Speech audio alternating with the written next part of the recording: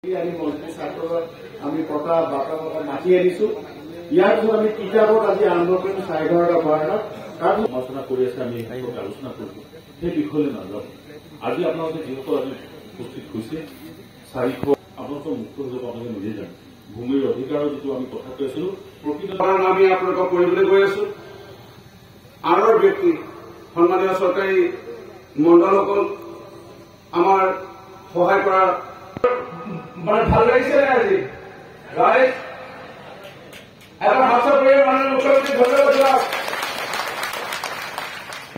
সন্মান জনাই আশীৰ্বাদ প্ৰদান কৰিবলৈ আপোনালোকক অনুৰোধ জনাইছো আৰু তাসকলক হৰিধনি দিবলৈ অনুৰোধ জনাইছো।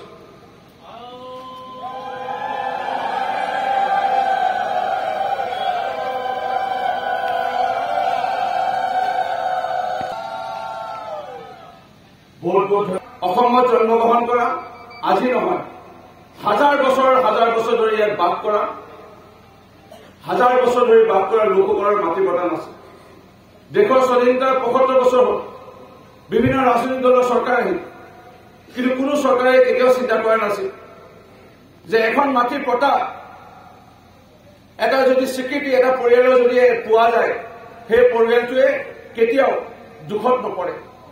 সেই পৰিয়ালটোৱে বেংকৰ যদি ঋণ ল'ব বিচাৰে, সেই পৰিয়ালটো যদি কোনো সন্তানে ভৱিষ্যতে যদি ক'ৰবাত যদি চাকৰি কৰিব বিচাৰে, তেওঁ সেই মাটি পটাটো বন্ধকত দি বেংকৰ পৰা টকা লৈ তেওঁ ভালধৰণে ব্যৱসায় বাণিজ্য কৰিব পাৰিব।